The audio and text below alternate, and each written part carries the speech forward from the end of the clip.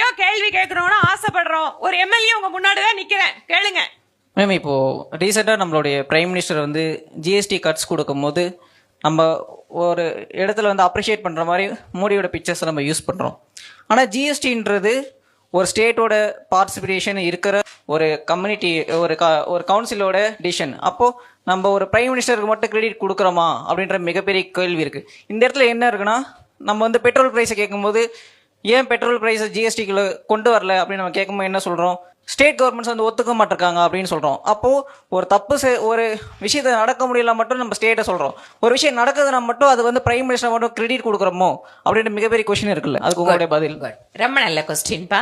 இதுக்கு முன்னாடி நீங்க ஜிஎஸ்டி ரேட் கட்டுக்கு முன்னாடி ஜிஎஸ்டியில ரேட் ஏறுச்சுன்னு சொன்னா yes of course I appreciate that it is a GST is a council that is being headed by the central government and also all the states are being represented in the GST council.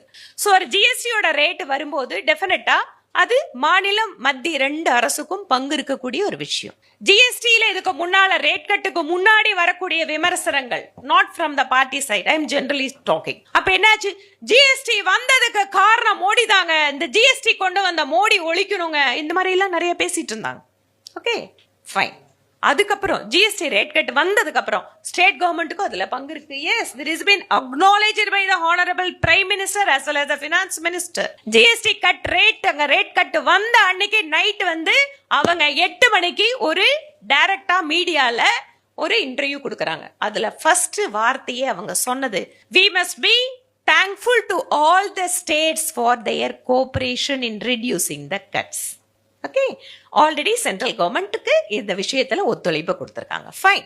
Central government அப்படிங்கிறது இந்த நாட்டில் இருக்கிற எல்லா மாநிலத்துக்கும் பொதுவான ஒரு விளம்பரத்தை வரும்போது அவங்க டிபார்ட்மெண்ட்ல யாரோட ஹெட்டோ அவங்கள கொடுப்பாங்க.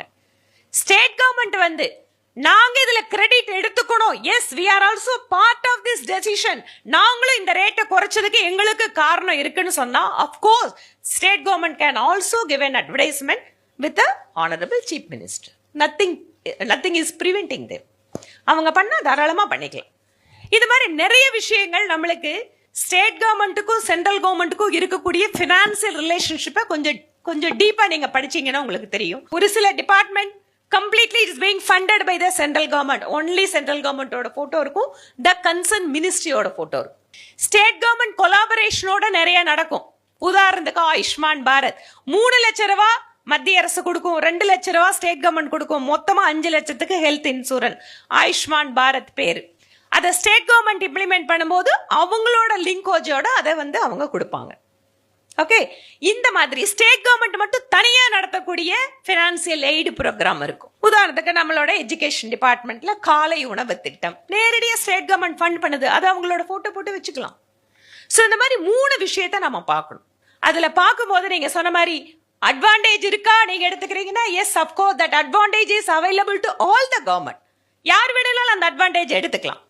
ரெண்டாவது, petrol diesel, yes petrol diesel இன்னைக்கு வரைக்கும் ஜிஎஸ்டியில கொண்டு வரல. ஏன்? பெட்ரோல் டீசல்ல ஸ்டேட் கவர்மெண்ட் கணிசமான வருவாய் அதுல இருக்கு. அப்போ ஸ்டேட் கவர்மெண்ட் தங்களுக்கு வரக்கூடிய ரெவென்யூவை நீங்க பூல்ல கொண்டு போய் போட்டு அதுக்கப்புறம் திருப்பி ஒரு 70% வாங்குற அப்படிங்கும் போது அவங்களுக்கு பினான்சியல்ல கொஞ்சம் லாஸ் வரும். அப்ப அந்த லாஸ் பரவாயில்லைங்க, நாங்க வேற விஷயத்துல அதை காம்பன்சேட் பண்ணிக்கிறோம், பட் ஜிஎஸ்டிக்குள்ள பெட்ரோல் டீசலை கொண்டு வரலாம்னு ஸ்டேட் கவர்மெண்ட் முடிவெடுத்ததுன்னா எஸ் ஜிஎஸ்டிக்குள்ள கொண்டு வரக்க வாய்ப்பு இருக்கு. கரெக்ட்? ஓகே. Any girls?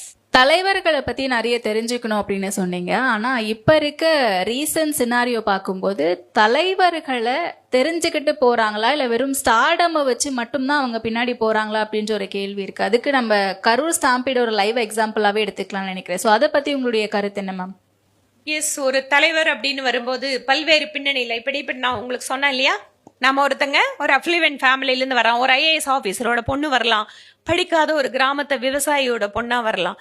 எல்லாருக்குமே இது பாத்தீங்கன்னா ஒரு அட்வான்டேஜ் ஒரு டிஸ்அட்வான்டேஜ் அப்படின்னு இருக்கும். ஸோ பாலிடிக்ஸ் வரும்போது ஒரு மக்களுக்கு அறிமுகமான நான் உங்களுக்கு சொல்லும் போது சொன்ன தலைவர் அப்படிங்கிறவங்கள மக்களுக்கு அறிமுகப்படுத்தணும், அவங்களுக்கு தெரிஞ்சுக்கணும் அப்படின்னு சொன்னா இன்னைக்கு இருக்கக்கூடிய ஒரே வாய்ப்பு அரசியல் தலைவர்களை தான் நம்ம தலைவரா வச்சுக்கிறோம். சினிமால இருக்கக்கூடியது that is a hero.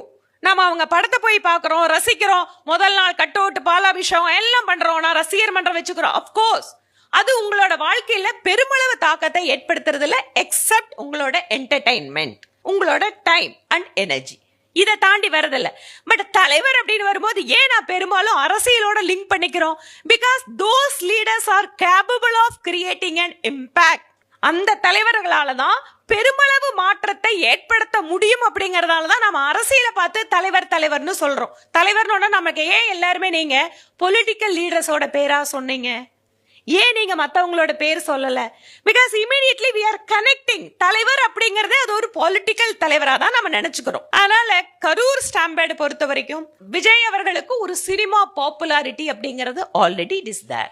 So any தலைவர்கள் யார் வந்தாலுமே particularly in a democratic process the numbers are very important.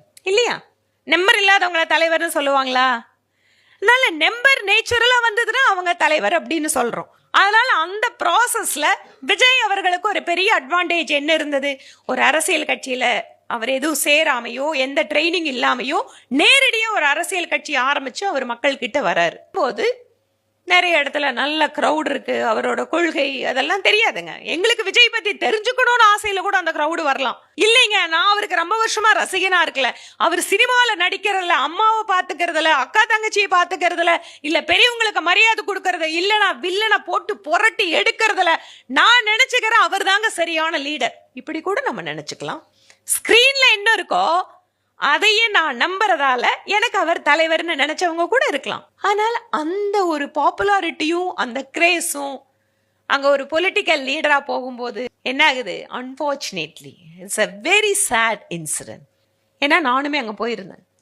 குழந்தைங்க, ஒரு அம்மாவுக்கு ஒரு மிகப்பெரிய ஒரு கொடுமை என்ன தெரியுமா? கண்ணு முன்னால குழந்தை துடிச்சு சாகிறது. அந்த அம்மாவோட இந்த ஜென்மத்துல மறக்க முடியுமா? அந்த மாதிரி ஒரு கோரமான ஒரு நிகழ்வு அங்க நடந்திருக்கு. யார் பொறுப்பாளர்?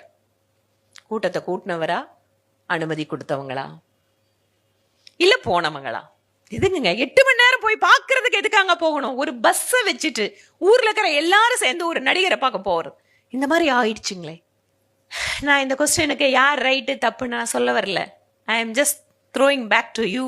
நீங்க யோசிச்சு பாருங்க. ஓகே, அந்த இன்சிடென்ட் எப்படி நடந்தது, இல்ல எப்படி நடந்திருக்கலாம், இல்ல எது அந்த கிரௌட் அங்க புல் பண்ணுச்சு, இல்ல நடத்துறவங்களோட ரெஸ்பான்சிபிலிட்டி என்ன, இல்ல இதுக்கு ஆர்கனைஸ் பண்ணக்கூடிய அந்த ஃபெசிலிட்டியை ஏற்படுத்தி தரக்கூடிய ஸ்டேட் கவர்மெண்டோட ரோல் என்ன? நீங்க திங்க் பண்ணுங்க. Individually you analyse it. அதுக்கப்புறம் உங்களுக்கு நிறைய விஷயங்கள் தெரிய வரும்.